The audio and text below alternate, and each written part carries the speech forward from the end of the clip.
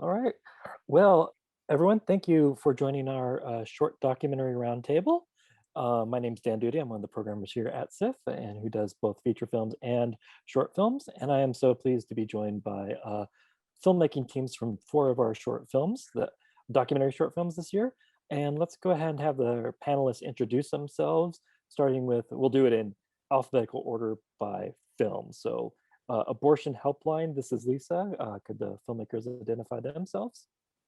Hi, I'm Barbara Attie, and I'm one of the producers, directors of Abortion Helpline. This is Lisa. I'm Mike Attie, and I'm also one of the directors of Abortion Helpline. And then the filmmaker from Coffee and Sugar. Hi, I'm Andy. I'm the director and producer of the animated doc Coffee and Sugar. The team from Huntsville Station. Hi, I'm Chris. I'm one of the directors of Huntsville Station. And I'm Jamie. I'm the other director of Huntsville Station. Great to be here. And then the team from Snowy. Hi, I'm Alex Lewis. I'm the co-director and the cinematographer. I'm Kaitlyn Schwalje, writer and director.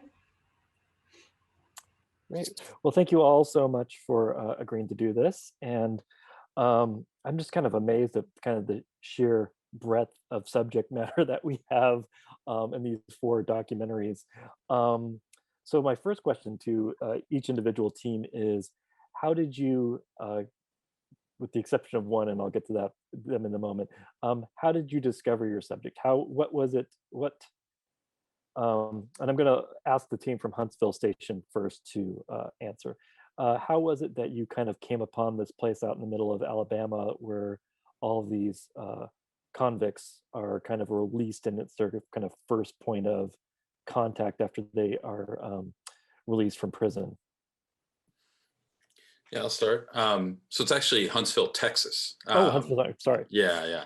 So I originally, this was a couple of years ago, I was in grad school at the time, and I had been interested in films around freedom, catharsis, and around those sorts of themes. And I had been researching ideas around reentry programs and things like that, and had somehow come across this photo essay, I believe in the Texas Tribune, about this bus station that's adjacent to a prison, Huntsville State Penitentiary. And that's sort of the main release point for all inmates across the whole state of Texas. And so I became intrigued after seeing sort of photos in the sort of photo essay, and was thinking about it as an idea. And I sort of approached Jamie, who was my professor at the time, and was like, hey, what do you think of this? Like, what does this sound like to you? And interestingly enough, Jamie had already been to that exact place. So Jamie, if you want to jump in.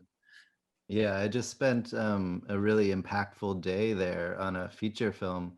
And so I had some sense of how unusual and like electric in a way, like the atmosphere was at this bus station. And I'd always wanted to go back. I think it was like a year or two earlier from when Chris and I spoke. And then I just said, well, let's do that together when you graduate.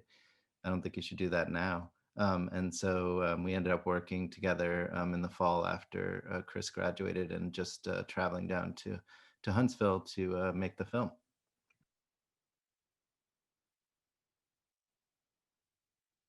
You're muted. I was hitting the space bar, but it was on the right window. So that's the issue there.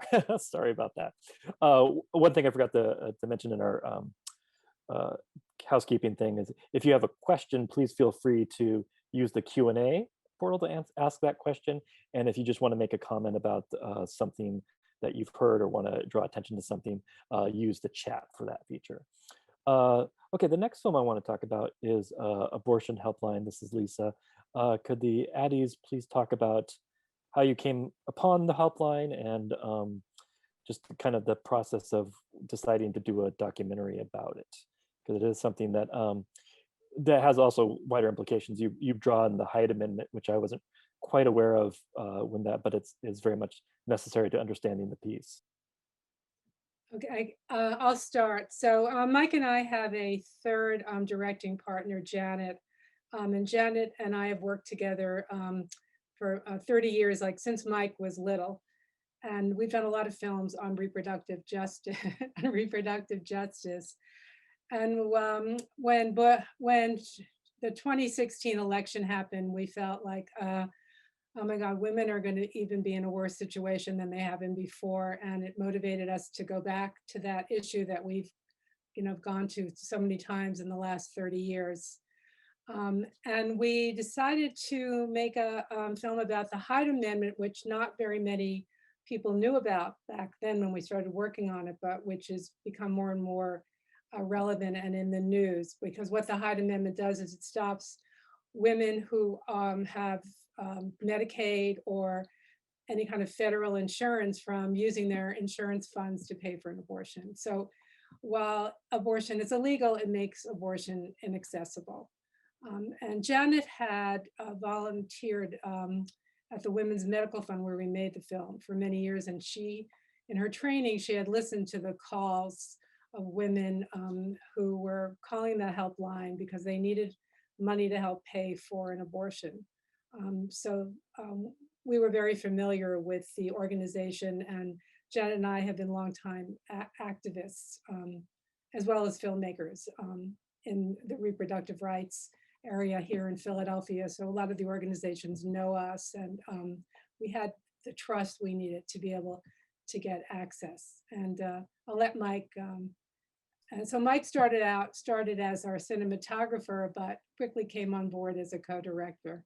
Yeah, it was interesting for me because I mean, obviously having grown up in this household, I was like aware of a lot of the issues around reproductive rights, but didn't actually know what the Hyde Amendment was, or wasn't super familiar with it prior to starting this film. So it was really enlightening to work on it and kind of experiencing it from a little bit more of an outside perspective. And how the collaboration evolved, I think, was basically initially I was shooting and doing most of the production, and then at some point during the edit, I kind of, I guess, just sort of stepped on it in a more significant way and trying to kind of boil the film down to its essence. So yeah, I think collaborations sort of take interesting paths, and I suddenly just got much more involved in the production I was always working on it, but then in the later stages of the edit really jumped on board in a much more significant way. And so both your film and Huntsville Station both deal with kind of material that is or could be seen as sensitive. Obviously the phone calls that we hear in the helpline from women who are looking to get the funds to have an abortion. And in terms of Huntsville Station, people who have just been released from prison and some of the economic activity let's put it that way generously, at that station. Could you talk a little bit about dealing with that sensitive material, and what were kind of the barriers, either external or self-imposed, that you encountered in order to tell the narrative that you wanted to tell? And let's just go ahead and keep it here with the Atties, and then we move to the Huntsville Station team. Yeah, so when we initially thought we were just going to make a film where you heard the counselors on the phone, and all the information from the callers was revealed on the computer screens in which the counselors entered material. But I think after a few days of observing at the hotline, we realized that we really needed to hear the voices of the callers, because they were so impactful, and their stories and all their individual situations were just so moving. So we were able to get permission from the organization to record the calls if we got permission from the callers. So with the help of an attorney, we crafted a permission statement that the counselors would read to the callers at the beginning of the call, assuring them that we would maintain their confidentiality. We wouldn't reveal anything about them personally. And they could agree, or they could agree to be a participant or agree not to be in the film, and then we would not record their calls. And whatever their decision was would have no impact on the amount of money they got to help them. So that's what we did. Mike, do you want to add anything to that? Nothing really significant to add, other than I'd say about, of the calls that we recorded, maybe three-quarters of them agreed, which I thought was sort of interesting. You never really know when you're stepping into a situation like that, but I was sort of surprised that was the case, and it worked out well for us. But it was interesting to see that. But yeah, most of the callers that we recorded, most of the times, in most cases in which the statement was read, people agreed to be in it, which I thought was interesting. For just for Huntsville Station, around a different set of issues, for sure. But one problem that we had, or challenge that we had, was we were filming with these subjects that we were meeting for the first time right as they exited the prison. They had been told not to talk to us, actually, because the prison administration thought that we were doing some, I don't know what they thought, we were doing some sort of muckraking or something like that. But anyway, they would walk up to even before they would walk up to the bus station, we'd be following them up there, sort of filming, and then we'd be talking to them along the way, trying to get access and just making a human connection before we started filming. It was difficult for sure, because sometimes we would only be there for about 15 minutes at the bus stop, and the buses would pull up. And for our film, that's the end of our film, is when they get on the buses. So the film was made over many days, and there were a lot of days where we were able to kind of forge a significant, connection with these parolees, and be able to, film them without them being overly concerned with what we're doing. I mean, I think for us, we felt that the camera sort of served as a sort of permission, or even a provocation for them to be able to share their feelings in this space, and just to open up to us in a way. The camera, I think they had been in prison, for different amounts of time, but as in the film, one of the gentlemen talks about being in for 30 years. So they get out, and I think they were, in a way, looking to be able to open up, and we provided that for some people, and some people said no, but very few. I don't know, Chris, if you want to add to Sure. that. Yeah, I mean, what was so interesting was, I feel like going into filming, it was a little bit of a question, like, are we going to be able to make this? Are people going to be receptive or open to even being filmed in this moment? And so that was just a question going in, like, can this film even really be made in this sort of way? And just building off of what Jamie said, I mean, interestingly, we found more often than not, we'd have that short conversation, say, hey, we're here, we're capturing, parolees' first moments out, and basically just told them what we were doing. And interestingly, more often than not, people were very open to being part of the process. And I think part of that was, I think the moment was just so much bigger for them. We tend to think like a camera and sound and having that gear around is going to, be intimidating or change the situation in a negative sort of way or something like that. But in this case, I actually think we were a very small part of their experience in that moment. And so it really allowed us to actually just be very immersed and present, and even proximity wise, just be, close in those moments. So in a way, it kind of worked. It worked out really well. And interestingly, also, as Jamie was saying, there were moments where people had actually pulled us aside and said, hey, I want to talk. Somebody pulled us across the street, and, he was telling us his story about, having been in 30 years, which you see in the film. And so it was just a really interesting process, and a very, organic process. Sometimes we were there for 15 minutes. Sometimes, the buses wouldn't come for 3 hours or something. So it was just, every day was totally different. But we built this film, I guess, over the course of, 8 or 9 days, I think, as well. So just to be able to kind of craft that full experience, we had to spend that amount of time. So I was going to say, it's very naturalistic in that way. It doesn't seem like there's, I mean, this is the highest compliment. It didn't seem like there was a camera crew there, even when the people were talking straight to you. That's how good you got with your subjects. Let's go to the team from Snowy, which is kind of the exact alternate other side in terms of tone for this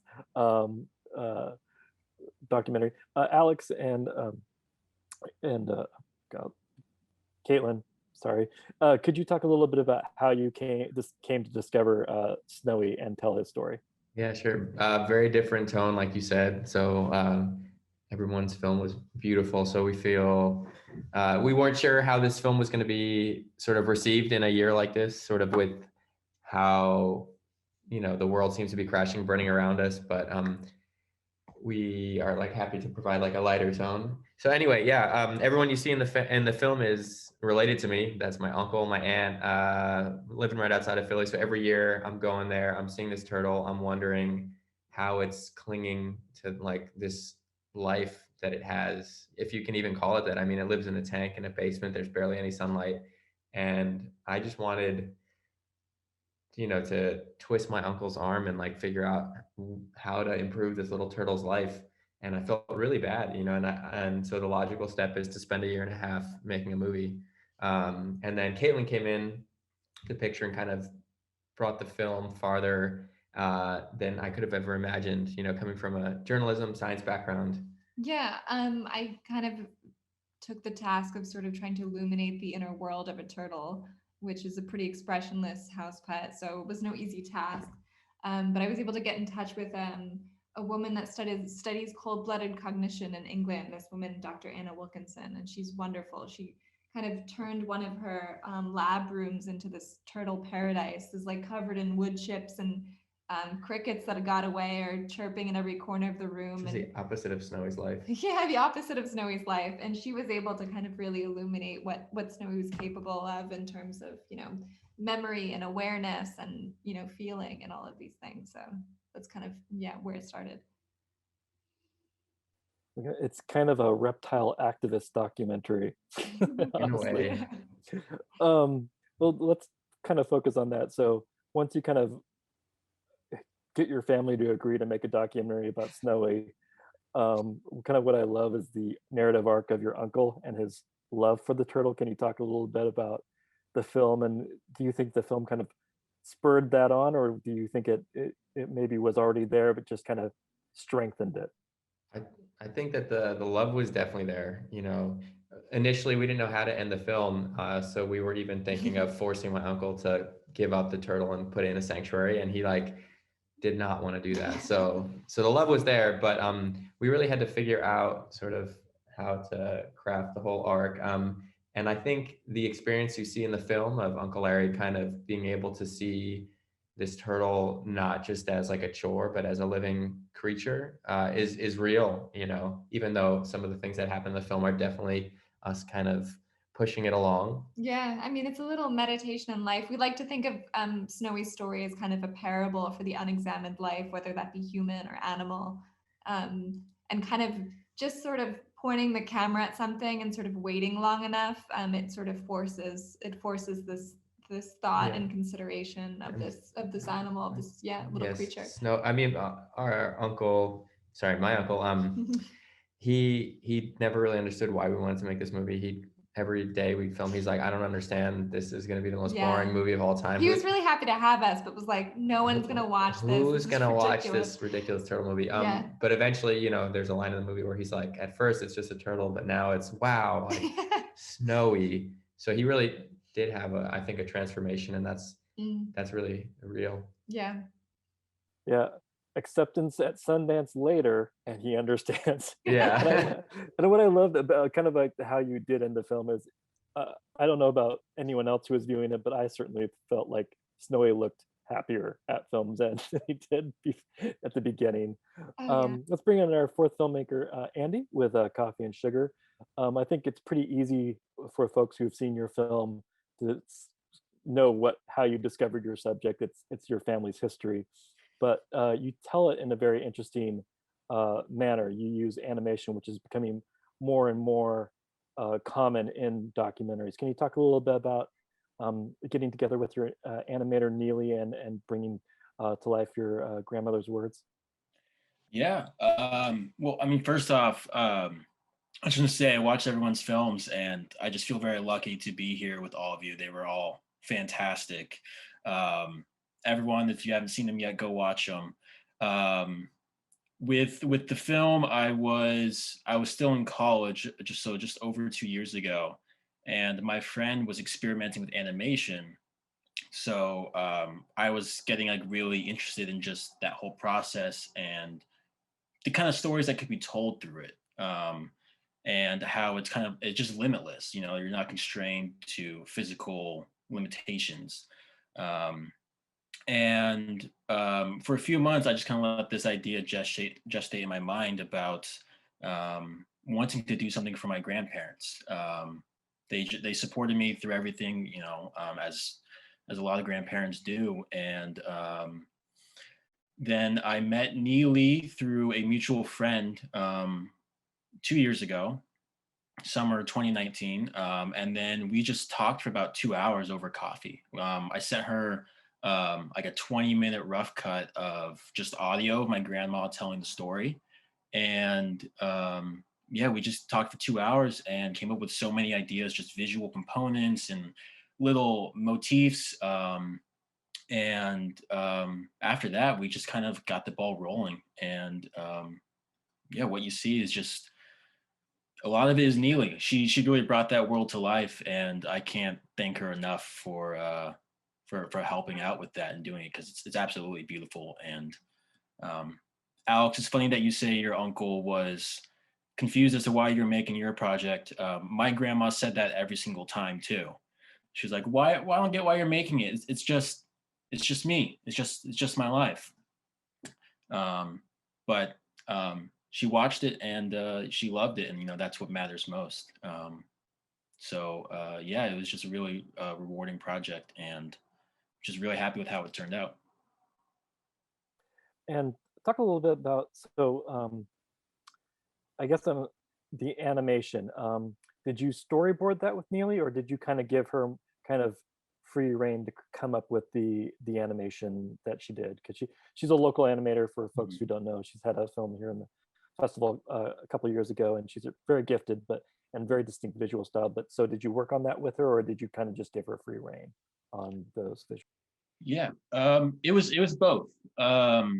We did a couple storyboarding sessions, just really trying to figure out how we wanted to tell the story in this very fantastical yet grounded lens. And because it was also we were pretty low budget, I wanted this to be something like for Neely to have fun with, for it to be creative for her. So we came up with a lot of the storyboards, like the core moments, but I just trusted her with it. And she would send me a couple updates here and there, but ultimately, most of what you see in the film is pretty much 90% of what we storyboarded a few months prior, and hardly anything was changed after that. Because she just knew the story, and we clicked. She was incredible with that. Great. I'm going to jump right into this. We've got one participant already asking a question. I think it's a really great question, so I'm just going to jump it in and put it in right now. Tom Wright asks, if a short technically means 40 minutes or under, at what point in the post-production process did you decide you were really working on a short film rather than a subject that needed or merited more time? That is, a full-length feature documentary. What factors played into your decision to make a documentary short? And I'll add to that, did you kind of, going into it, did you know it was going to be a short length, or was it this something that possibly you thought might be a feature, might be a short? I don't know until I'm actually kind of finished shooting and working with the edit. Andy, since you're in the screen right now, why don't you go ahead, start? I always saw it as a short because I was still in college at the time, so I was not going to try and tackle a feature, and because I knew animated films take a lot of time, 24 frames a second, that's a lot to draw. I knew I was wanting to do it as a short, and I kind of saw that as a challenge to try and figure out how to condense this 63-year story into 5 to 7 minutes. But yeah, it was always a short in my mind. Team from Snowy, Kaitlyn and Alex, why don't you go next? Yeah, I don't know if we could have made this movie into a feature, or if anybody would want to see, more than 12 minutes. I or mean, total. I come from, I've done some podcasting, and I kind of came at it with the kind of brutal sledgehammer of an editing hand of anything that, you know, didn't serve the story or wasn't said as succinctly as humanly possible should be cut. That was kind of in the service of telling as strong a story as we could, but also the subject matter. I mean, we're telling a charming story about, you know, a family's pet turtle. It might be a little less charming if it were an hour and a half long. So yeah. I think shorts have their own unique challenges, and they're, you know, rewarding, a little bit more rewarding maybe because of the fast turnaround. So you can kind of get a reaction and kind of finish and go through the whole process, as opposed to taking years. Certainly budgets are a concern, you know, it's like, I don't know if we can afford to, you know, stretch this out over years versus months. Because, you know, every little decision then has these sort of exponential ones, you know, hard drive Ripple space, effects, ripple yeah. effects, you know, editing time, color correction, audio, all that stuff. So I could never have imagined this either as a longer piece. Great. Well, yeah, I could see a larger documentary about reptiles with Snowy being one part of it, but I don't know if it at all, like 90 minutes of Snowy. That might have been a little too much, but I value the 12 minutes I got to spend with him. Let's go with a abortion helpline next. Why don't you talk about, was this always going to be a short film, or was there any thought at some point that it might be a feature film? It started out as a feature film because that's what Janet and I have been doing for the last 30 years. Our film that preceded this one was 90 minutes long. So we conceived everything as a feature. And then I have to say, with Mike's help, the film got shorter and shorter and shorter, down to 13 minutes. Mike, you want to? Yeah, I mean, well, I think that there are a couple of things to that end. I think a lot of it was the film. You know, we were thinking a lot about what was the end goal for the film, or what was the end audience for the film. And initially this was like very much considered as an activist piece. And that's ultimately where its life is going. It's being used by organizations to sort of raise awareness about the Hyde Amendment and also raise money for abortion funds. And so a film that's very succinct, that's 12 or 13 minutes, that gets right to the essence of this issue, is a much more effective tool for that. All of this like festival life that's happened was a real shock to us. Like, I don't know what, we didn't expect a lot of this, like wonderful and magical that happened, and it's done a lot to raise awareness about the issue of the Hyde Amendment. But to me, I think, like, you know, I was literally talking about this question with Jamie and Chris in a different Q&A a couple of days ago. There's just something I think very like magical about a short film where you have the opportunity as a filmmaker to just like dump somebody into this environment and let them kind of put together the pieces themselves. And that's what I really like about this, is that you can strip out a lot of the context. I mean, here we really tried to, there is some context in our film, obviously you need that. But I think just like starting right cold into a phone call and getting right to it is a really like exciting way to edit. Actually, it's really rewarding on our end too, to work that way and not have to sort of like create this slow buildup. So it's a different experience for the filmmakers. And I think like in our case, we were really thinking about what was the end goal, the end life of the film. Yeah, I mean, I could also see this being a feature, being more involved in particularly talking with the people who are answering the calls in the abortion helpline. I don't know if you needed it because it was so clear how empathetic they were to the situation, and every interaction that they were having just kind of, I don't want to say, like, this is the wrong word, oozed with empathy. I take issue with ooze, but I mean, every moment they were there for the women who were calling in and their distress.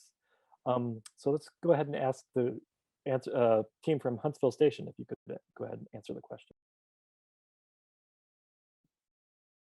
Yeah, I mean, Jamie, I think we both, going into it, knew that it was probably going to be a short because just the time period, you know, whether it's folks are at the station for as little as 15 or 20 minutes or up to like 4 hours every day. So we knew that from that time of release to the point where they get on the bus, we were thinking, okay, that's a nice bookend for, you know, an experience for a kind of short film. And so we had sort of made that kind of our parameters. I mean, during production, there were questions like, do we get on the bus? Do we, try something else? But I think it was really smart that we kind of just said, okay, like these are our kind of, parameters. These are sort of goalposts end to end, and we're going to sort of find our film within that sort of moment and process.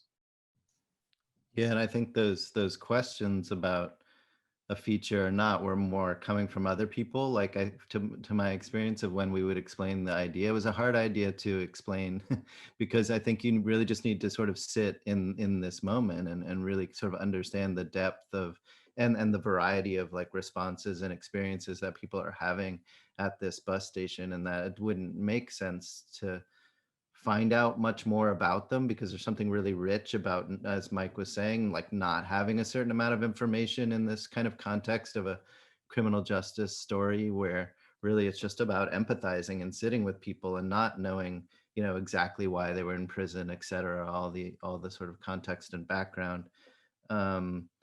I feel like I love this kind of length of like Barbara and Mike's film and Huntsville Station and all the films actually in this block in terms of the length, the sort of short. That's sort of what I think of when I think of a short.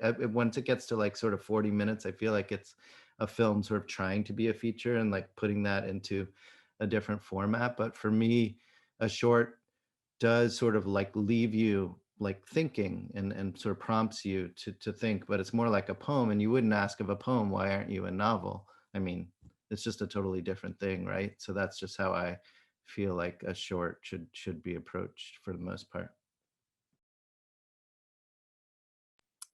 Yeah, those are really great points. Got another question from the participants or the attendees. I have a question about Huntsville Station. It's Ray Misra. One of the most powerful segments was towards the end where you're shooting the man who is sitting silently and starts crying. My question is, did you and he talk about what that scene was going to be, or was it completely spontaneous?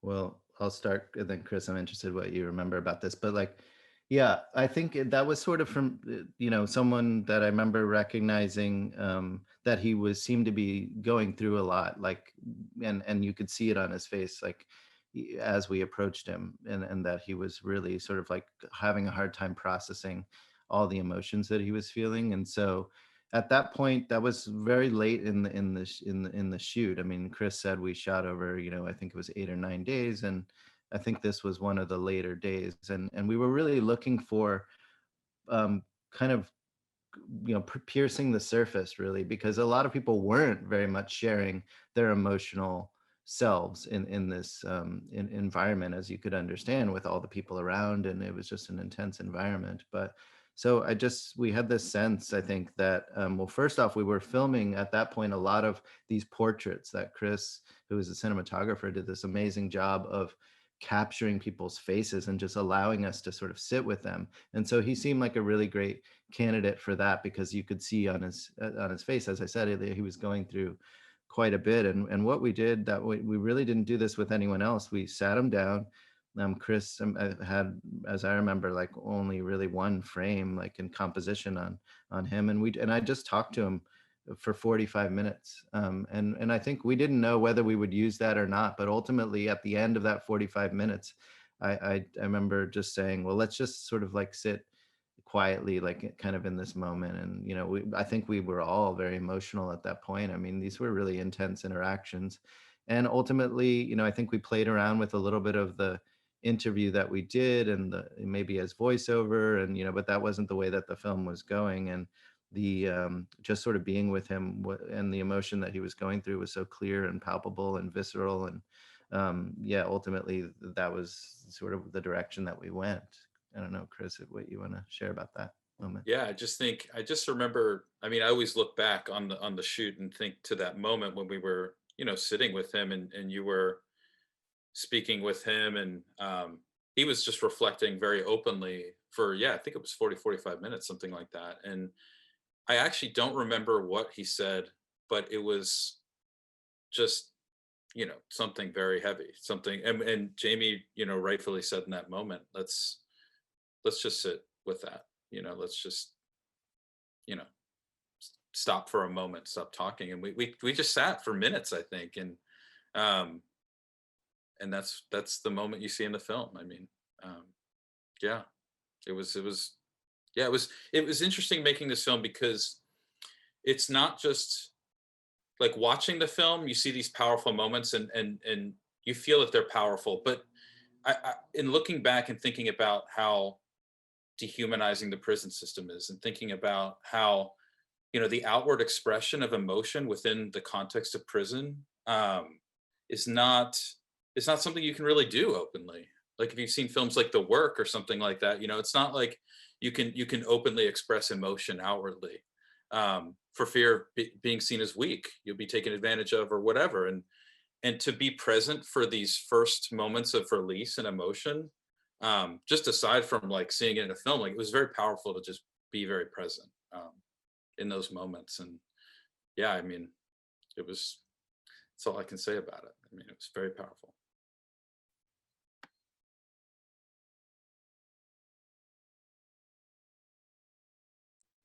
Looks like we've got another question from Tom here. That's I think is pretty good.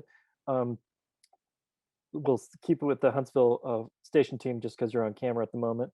Do you find there's a growing appetite for shorts in the marketplace? How will you handle distribution of your short going forward?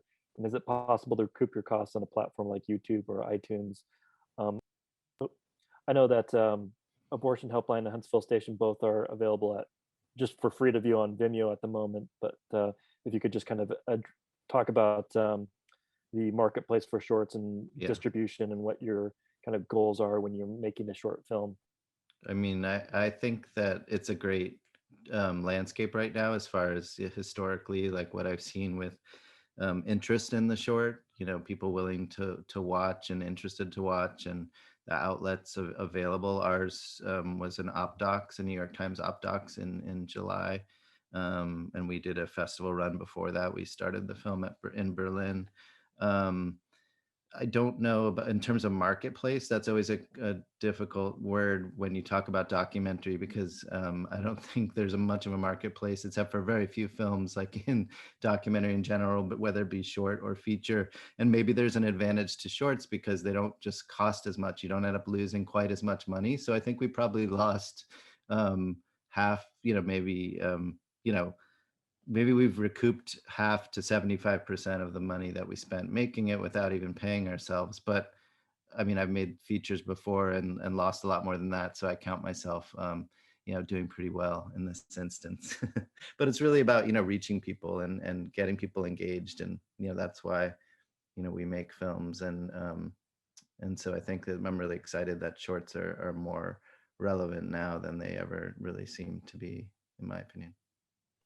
Yeah, both. I mean, you mentioned New York Times OpDocs, and then New Yorker also occasionally will do some short documentaries. And then anyone who's watching this is probably familiar with Vimeo's Short of the Week, or Vimeo's Vimeo Picks, and then also Short of the Week. Both are also excellent resources for finding and discovering new short films and short documentaries.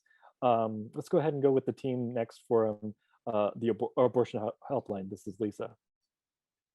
Well, we find that we really don't make much money on the distribution end, that we really need to raise the money from grants to be able to make the film. And that's, I think, was true for the short and for all the feature films that we've done. I think the only time we've really been able to pay ourselves a reasonable salary is when we've had ITVS funding. That has been the only funding that's ever come in that's been substantial enough. So with this short film, we have two distributors. We have Women Make Movies, which does educational distribution, and Topic has it streaming. And I think they have it on YouTube and on the Vimeo channel. And I think that they were talking about putting it behind a paywall, but because of the political nature of the film, so far they're willing to leave it up and make it accessible to everyone. The amounts that we get from distribution is minuscule, but we made the film for advocacy. So that's what we really wanted the film to be for. And so it was out of our passion for the issue, really, that we were making this film. It wasn't, to make a lot of money. And we've been happy with the role it's been playing as a tool for advocacy organizations. Mike, do you want to add anything? Yeah, just one other thing that's been interesting for me, seeing this film get out into the world, and now I think when you're on platforms like the OpDocs or Staff Pick, or just kind of in this ether of like the curated shorts, you're actually able to really see how the audience engages with it. One thing that's been a real revelation for me is this website Letterboxd, which I wasn't aware of until recently, but all of my students are using, and they turned me on to it, and actually can like see all of these dialogues about the film unfold. Like there are hundreds of comments. Some of them I can actually recognize who it is because I know they're my students, but in most cases, it's a really fascinating conversation that's unfolding. And so you wouldn't get like this is such an experience of now, of like this particular moment of social media. And it's really exciting and fun to see how I see like people interacting with short films and watching this stuff, and they know about it. It's like, that was not the case 10 years ago, 15 years ago. Short films would play at festivals, and like, the people in that room would see them and then maybe play at another festival. But now, they're getting out there in a pretty significant way. So I think it's pretty exciting. Unfortunately, like the financial model doesn't pay off, but I think it just in terms of exposure, it's really amazing right now. Yeah. Yeah, there is more exposure for short films now, definitely because of all those resources, and Letterboxd is helping spread the word. Kaitlyn and Alex, you want to talk a little bit about Snowy in regards to this question? So I don't think the point with a short is, or I don't think it's possible to recoup your funds entirely. And I guess that's also never the point. It's about the joy of making the film and the experience of doing it. And in cases like advocacy films, you're doing it for the issue. But I agree with what Mike was saying in terms now of being like a Renaissance period where there's a million places where shorts can go. We have an amazing festival run lined up, including here in Seattle. We start at Sundance, and we're gonna hopefully keep playing for the rest of the year. And then after that, we're talking to a couple of distributors. Also, the fees are kind of minuscule. We did some private fundraising to fund the film. And then, from there, you kind of try and extend your window as long as you can, and then divide up the rights with different places and, maybe even education. So I think that's our overall plan. I think that there will be a financial model that'll present itself maybe in the next couple of years. There's a bit of a disconnect between streaming platforms kind of knowing what to do and how to box and package shorts, and audiences. I think audiences do want to see them. I think they are very rewarding for people to watch. So I think once that gap is bridged, there'll be more of an opportunity to kind of recoup costs. But right now we kind of hope for getting as many eyes on the film as possible. Right. Andy, you're in an interesting position because we're world premiering your short film. So why don't you talk a little bit about what you hope to accomplish with your short film in regards to the question? Yeah, I mean, kind of, along the same boats as everyone else here, that it was really just a passion for making the project that carried me through it. And I wanted to tell the story, try and capture this love story that seemed impossible. Every time I got together with my team to brainstorm, we always talked about relationships in the modern context, dating apps, or people wait years to move in together and get married. And my grandparents did it all in 3 months. Spoiler alert. But it's just kind of crazy to think about it. So really what I hope for is just to get it out there. I think they have a really incredible story, and my grandparents are some of the most generous people I've ever met, and I felt that this was like a way to repay them, was just to celebrate them, celebrate their story, what they accomplished together. And it's just something that just seems like a fairy tale that came true. So I just hope that people see it and people enjoy it. Andy, I have a question for you specifically in regards to the form of your film, which is animated doc. A number of years ago, SIFF sent me to scout films over at the Claremont Ferrand Film Festival, and this was 2005, I think. And they actually had a package of animated docs. It was kind of the first time I'd heard someone kind of using what seemed to be oxymoronic, language. But in that package, they had The Moon and the Sun, which went on to win the Academy Award that year for Best Animated Short Film, and a film from 1917, which was The Sinking of the Lusitania. So this idea of using animation and documentary, combining them, has been around for over a century now. Can you talk a little bit about some of the films that kind of inspired you to experiment with this form? Yeah. So there actually were more music videos that I really came across because, like I said, I came up with the idea in college. So at that time, I was really thinking about how to exercise the creative filmmaking muscles via music videos, and I just started seeing a bunch of music videos. One in particular that really stood out to me was "It's Okay" by Tom Rosenthal's a musician, and the animator was Hannah Jacobs. And she just took this really abstract approach of telling this relationship, kind of the turmoils of a relationship, and the point of view of the guy trying to tell himself that it's okay, things are going to get better. And then there was another film, music video called I can't remember the name of it, but it's by Explosions in the Sky. And both of those just blew me away in terms of capturing the essence of these songs with these really abstract images and the way it blended that reality together.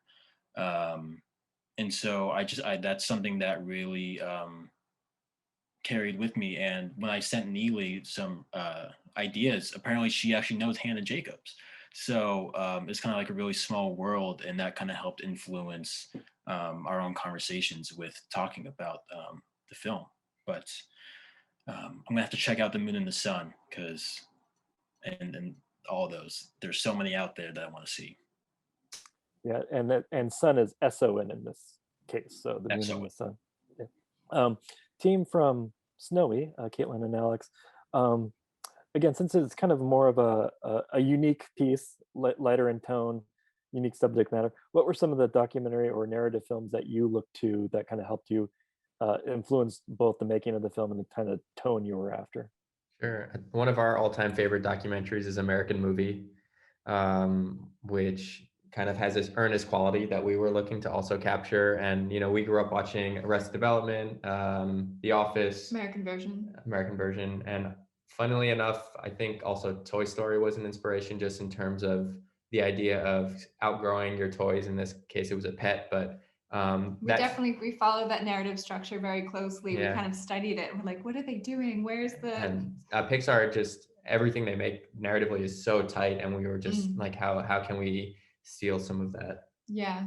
We were very attracted to this like kind of earnest, vulnerable character that you see in American Movie, that you see in The Office, in Michael Scott's character. And in terms of how we shot it, we actually thought a lot about it, even though it has a sort of kind of homemade quality to it. I think that was very much on purpose. We wanted it to feel like, a cousin was picking up a camera. Maybe you see the boom. It's kind of out of focus and in focus. And that was all to sort of contribute to this, feeling that it was very intimate, very honest, and, just the two of us. Yeah, no, it definitely comes across. The Huntsville Station team and the abortion line team, both of you teams are obviously experienced filmmakers, been doing a number of documentaries through the years, but was there any specific film or documentary that kind of helped you kind of get get into what you were trying to do? Any kind of specific documentary films or filmmakers from the past that you drew influence from for these specific films? Let's go start with the Huntsville Stations team. I'm trying to actually look back, Jamie. I feel like Well, I remember we looked at Rabbit Hunt, Yeah. and which was like an observational film from a few years ago, just to sort of see. I mean, because our film is very much sort of like a process film in a way that film also is, where, there's the release and then it ends with them getting on the bus. And so we wanted to sort of see how one might structure something like that and have it, what sort of rhythm you could create in that, within that kind of structure. I actually think too, interestingly, and it's almost conversely, is I had been thinking, I mean, I love a lot of like the sensory ethnography work.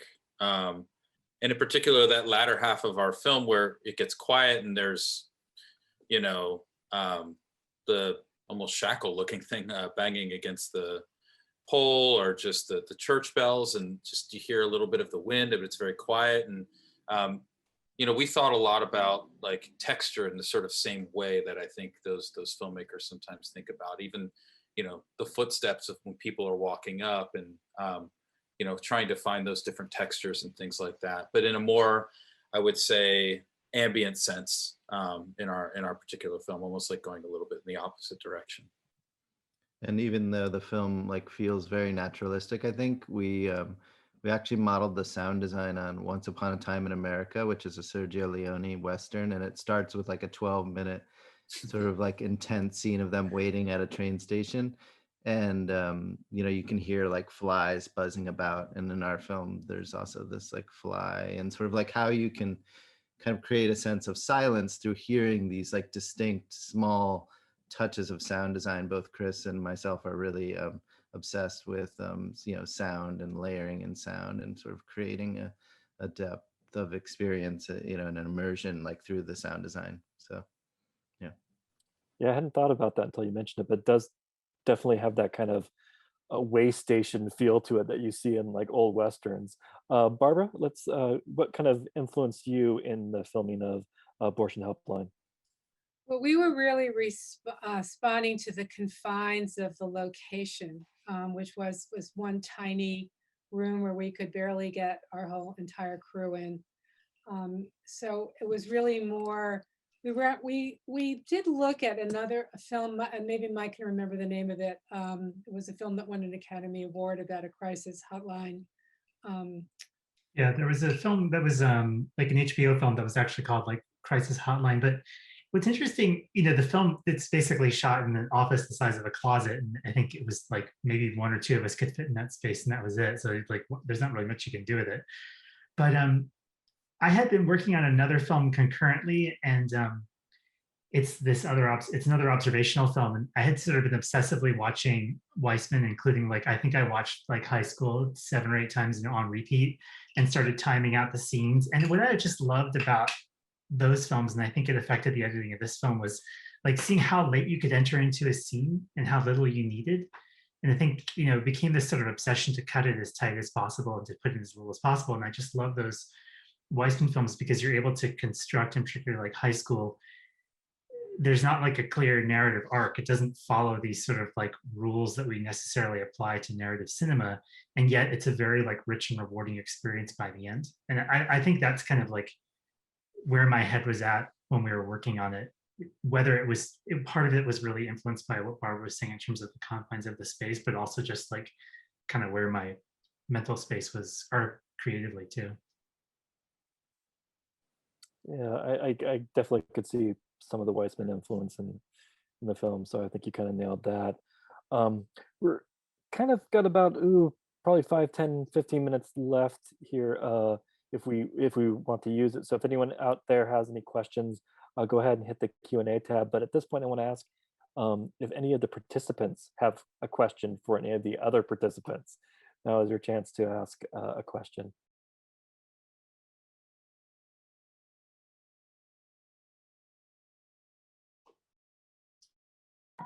Sure. Yeah, I'm curious, Mike and Barbara. Your film was dealing with some really heavy conversations, really personal conversations. What was it like being in that room when and like listening in on these conversations? Did it get tense? Did the callers or the the Lisas, you know, how was it hard for them and for y'all to like hear and be a part of that? Yeah, the conversations were really, emotionally really wrenching. I think even for Mike more than for Janet and me, because we had been more immersed in this whole issue, whereas I don't think Mike had as much experience with it. So I think for him, and he was the one that was there all the time because he was shooting it, and Janet and I were coming in and out to try to listen to the calls, but both of us couldn't be in the room at the same time. So the Lisa's, the counselors are all college students. And so it was very emotional for them too. They were work study students, and they were hearing about these like tremendously difficult situations that people were coming through. So yeah, it was, we would come out of there and like, we would be looking at ourselves and saying, oh my God, this is so awful. And the other thing is that people who worked on the film would hear these calls and would just want to donate money to the helpline, because these abortion funds actually all run on donations. And Mike, you can talk about that. Well, How, I mean, one thing, it's like, I don't know, I guess I've been thinking about this more, and maybe this kind of applies especially to like Huntsville Station too. It's like, it's such a weird experience to just drop into these. I mean, that's one of the hardest things about documentary is like, you suddenly get really immersed into this issue, and you're like witnessing these. I mean, the phone calls are really wrenching.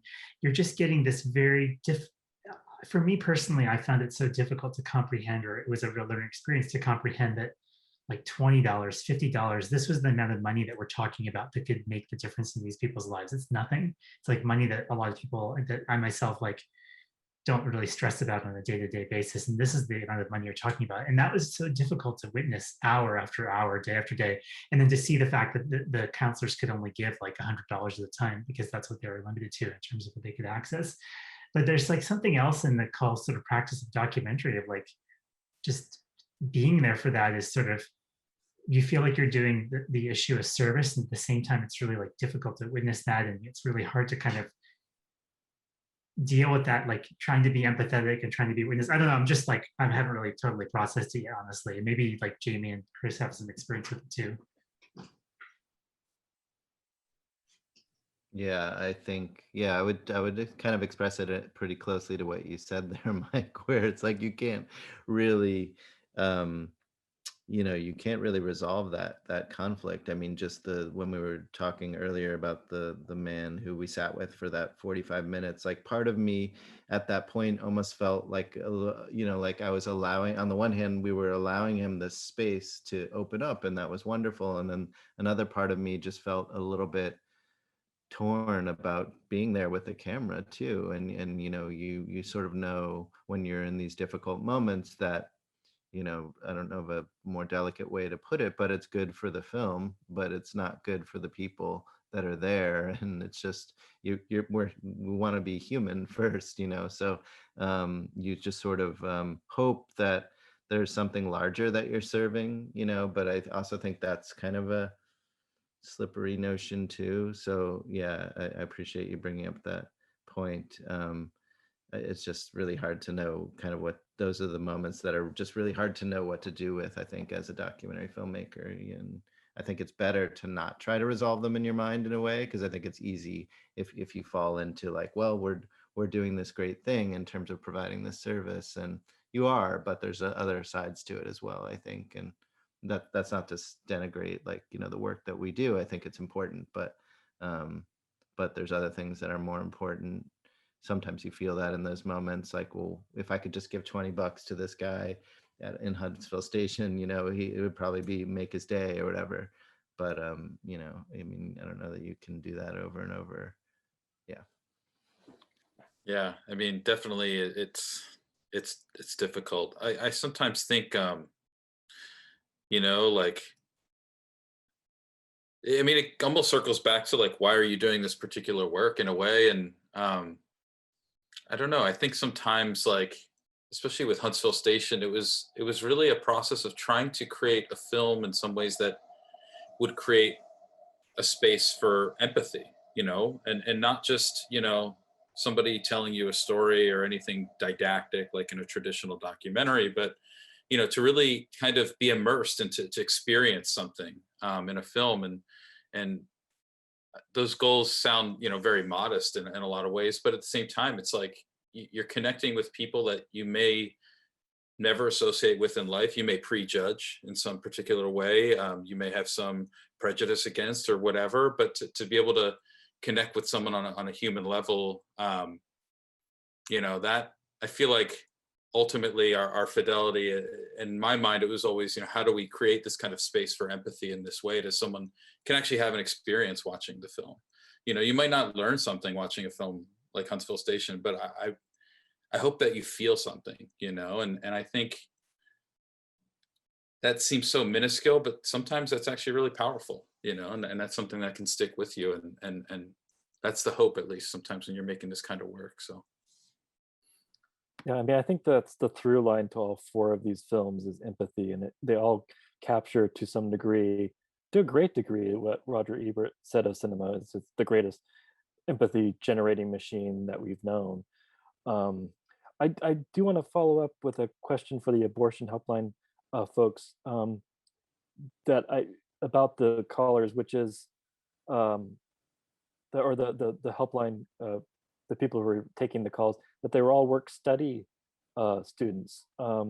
Were these students like who are looking to get a degree in social work or psychology? I mean, who were these students who were taking this work study job above all else, and did they know that what they were getting into when they were doing it? Well, they go through an intensive training period. One of them was a nursing student, and who was going to go on to study to be a midwife, which is interesting since she's helping women, actually like terminate their pregnancies. But there's like two very important aspects to women's like multiple aspects to women's reproductive health needs. The other students were like studying gender studies. I don't know if anybody was a social work, but there is a range of students who every year take this job for the helpline, and they all are interested in like women's studies and in helping their like fellow human beings, because as Chris was saying before, I mean, you have what we wanted to show. We had so much empathy for these women, and for so many times women who are seeking to pay for an abortion are like debased and belittled, and say, oh well, they just didn't use contraceptives. But it's much more complicated than that, and that's what we were trying to show, the complications in these people's lives. So yeah, we had a lot of empathy for them, and we were hoping that it would come through. And the counselors all at the helpline had a tremendous amount of empathy. And we were cutting these conversations that the counselors had would often go on for about a half an hour each. Mike, would you agree to that? So, we had like 5 conversations in 13 minutes. So you can imagine how little one was hearing of that, all that empathy that the counselors had, for the people they were counseling and trying to help. Yeah, I mean, when you just said there about the various degrees, it reminds me of the woman who called in who was diabetic, and so she could the only birth control that she could use with some regularity was condoms, because anything else would throw off her blood chemistry level. And that was again something I had never thought of before in this very complex debate about women's choice versus non-women's choice. I would just like to add that about 75% of the women that call this particular helpline, and there are about 70 throughout the United States, but here in Philadelphia, 3/4 of them already have children. So they're already mothers who cannot bring another child into this world. Yeah, it's sad. Well, we're gonna have to wrap up right about now because there's another live Q&A in a few minutes here. But before we do that, I just want to ask each filmmaking team what they have planned next. What's your next project, or what do you right now looking to you think is going to be your next project? And why don't we go ahead and start with Barbara and Mike. So my colleague Janet and I we're busy working on impact for this film. We're doing a lot of virtual events for advocacy organizations, and we actually hope to be doing one for the pro-choice caucus in the House of Representatives. So we're very excited about that. But Mike has other projects in the works. So I was actually just in the program with Snowy for at Sundance with a different film called The Field Trip. So that was something I just finished. And I'm working on a new, doing a commission piece now for the Smithsonian, but also just kind of like trying to manage life and teaching and working full time in the pandemic, honestly. So it's been a little bit slower than normal, I'll say.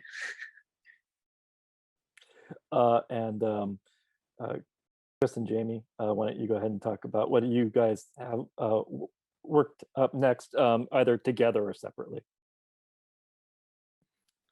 So I just finished editing a film, a short doc called "Since You Arrived, My Heart Stopped Belonging to Me," and that's a film that my partner, Erin Kirkdill, her name is, she made, and that film is premiering now at SF Film, and it basically documents a bus of mothers Central American mothers as they travel through Mexico, and they're searching for their kids who migrated north towards the US, but went missing or disappeared en route. So they kind of go town to town, showing photos and, trying to find their children. So we just wrapped that. That's premiering at SF Film. And I'm thinking, about different ideas for developing my first feature, but I'm actually going to take a break for a little bit. I'm kind of tired, so yeah. Yeah, I'm in a similar boat to Mike, where I'm just sort of managing family and teaching and pandemic and lots of things.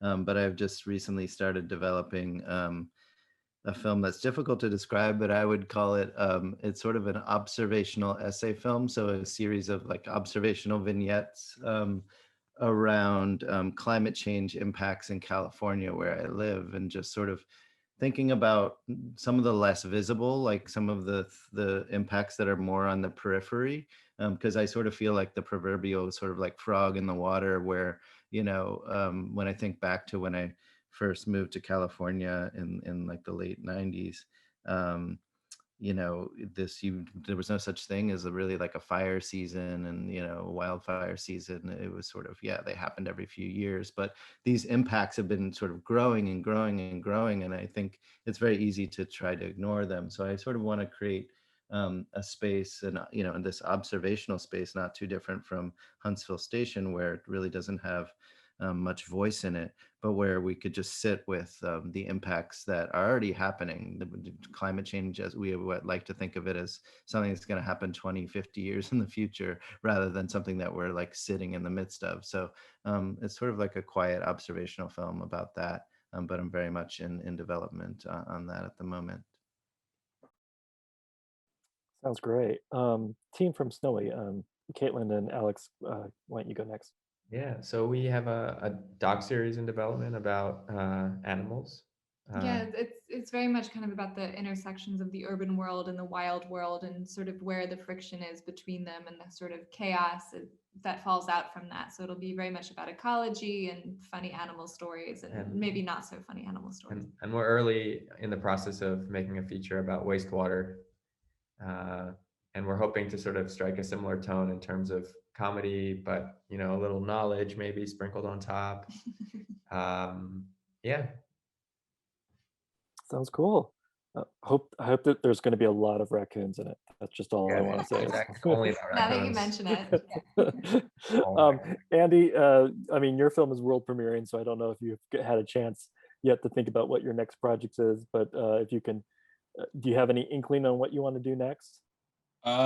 I've been experimenting with some different type of animation.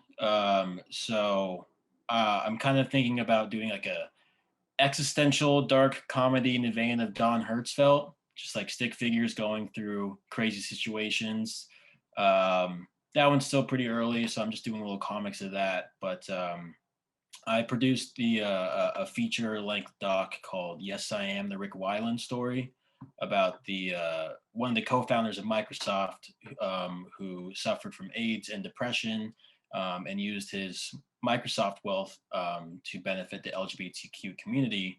And that one just premiered at Manchester Film Festival. So kind of just bouncing back and forth between that one and this one.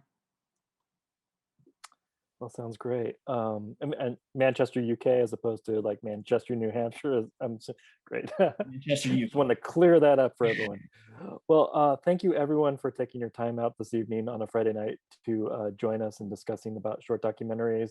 Thank you to all the attendees and to everyone who asked the questions. Great questions for everyone. And really loved all your films and wish you great success in the future with not only these films, but what your next project is going to be. Thank you again, everyone. Thank you so much. Thank you all. It was great.